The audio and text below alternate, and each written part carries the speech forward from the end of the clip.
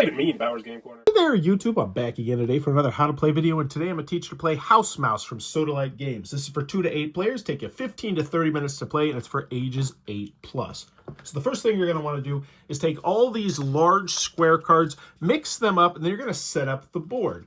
For a 2 or 3 player game, it's going to look like this. For a 4 to 6 player game, it's going to look like that. And for a 7 to 8 player game, it's going to look like this.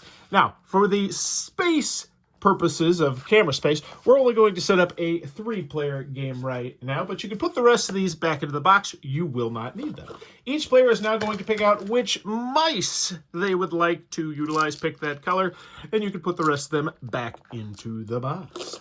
Next, you're going to take all the regular cards and you are going to shuffle them all up. There'll be boost cards, there'll be point cards, there'll be power cards. You're going to shuffle these up. Now you're going to fill the house. This means you're going to take your stack of cards and you're going to place 1 card on every single corner. Now you'll notice when you're in the center here, when you have 2 cards connecting, the corners are going to be larger than they would, say, over here on the edges. Now this is how you're going to set up a 2 or 3 player game, but I'm going to put a picture to show you how you set up the 4 to 6 and the 7 to 8 player game, so you can do that right now. But now let's figure out who's going to be the first player. The person who most recently saw a mouse is going to be the first player. Decide future players by going clockwise around the table. And so let's just pretend that gray was the first player, and then green was second, and then pink was third. So going in reverse order, you're going to place your mouse on a corner where there is no other mice. So, and that happens with the player who's going to go last. And this is a big decision because one of the abilities you're going to have is to take whatever card happens to be at your corner. We're going to go into those a little bit later, but I think pink would want to start on a power card because they're very useful. Next, green would say, you know what, I want to get a boost. And then gray would just say they would like to go over here. And now we are ready to start the game. So gray was the first player, and on your turn it's really quite simple. You are going to have 3 action points to spend, and there are exactly 3 actions that you can do in this game, and you can do any combination of those actions. You could move 3 times, you could, well, I guess you couldn't scavenge 3 times, that just wouldn't work out, as you'll find out how scavenging works in a second, but there is no restrictions on that. So let's talk about those 3 actions. The first one is scavenge. What that means is wherever you are, you take the face down card that is there.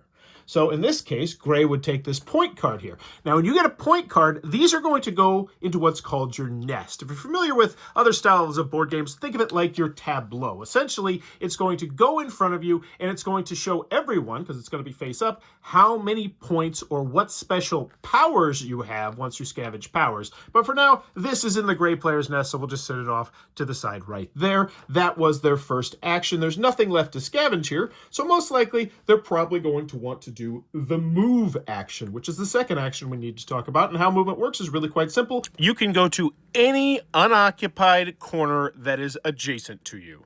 Now, you can go through mice, but that's going to cost you 2 action points in order to do it.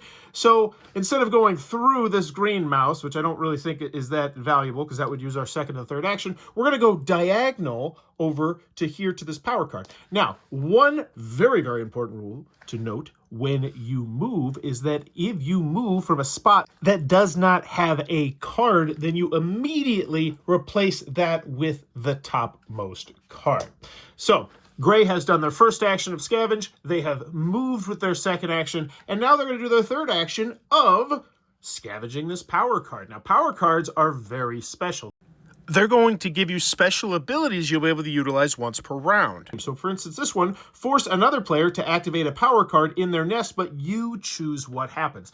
Now, this is a great card to have, and this is once again going to go in our nest, which means it does count toward the end game condition, which is the first person to get 12 cards in their nest is going to trigger the end of the game. But we'll talk about that more in a second. Let's talk about these power cards right now, because the really awesome thing about these power cards is gray has used all 3 of their actions. However, if this were a power card that they could utilize right now, when you first acquire a power card, you get to use the action for free. In future turns, this will be something you can spend one of your action points on.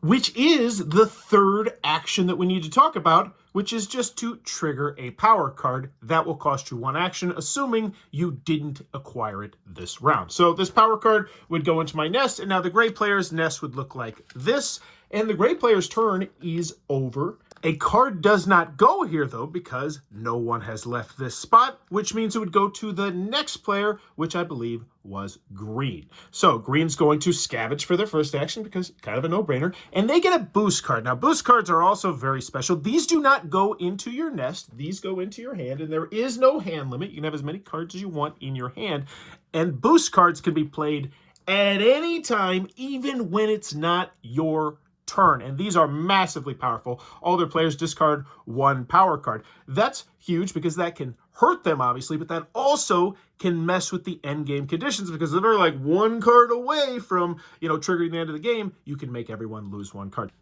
And once you play a boost card, make sure it goes into the discard pile. And that's the last kind of card you're going to need to know about in the game. There's points, there's boost, and there are power cards. A couple things to know about the point cards. We haven't talked too much about them, so let's go into those just a smidge bit. Some of them will be really simple. They'll tell you exactly how many points they're going to give you at the end of the game. This one's -8, this one is 2. Some of them are slightly more tricky, so this one's a set that you need to collect in order to get the maximum amount of points. If you can get both these items, they're worth 6 points. However, if you just have the sealed container of nuts, they're worth 2 points, and I imagine that that is only worth 2 points as well. An old stamp works much in the same way. A leaf from a houseplant, how this works is if you have 1 of these, you get 0 points. If you have 2 of these, you get 0 points. If you have 3 of these, you get 16 points. And that is the majority of the game. But there are some situational rules that you need to know about before you can get off and running, though. First, if you ever move onto a spot that happens to have a face-up card, you immediately acquire that card without having to use a scavenge action. That is not a choice. If a power card has changed from one nest to another nest in a turn, its ability gets refreshed and it can be activated that turn. If you acquire a power card without scavenging the card, you do not get the free first use on that turn, but you can, however, use it for 1 action point.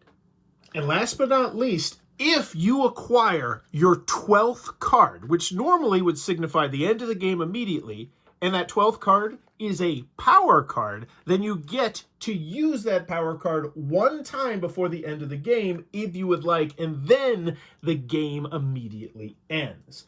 Once the game is ended, each player is going to look only at their nest. Boost cards won't do anything. And they are going to total up their points. As we talked about points a little bit earlier, whoever has the most points will be the winner. And if you have face-down point cards in your nest that were flipped over as a result of a power, they still count at the end of the game. You can flip them back up and get the points. And that's how you play Mouse House. But if you have to be playing 2 players and would like to add a bit more chaos, you can add Basil. So how this works is really quite simple.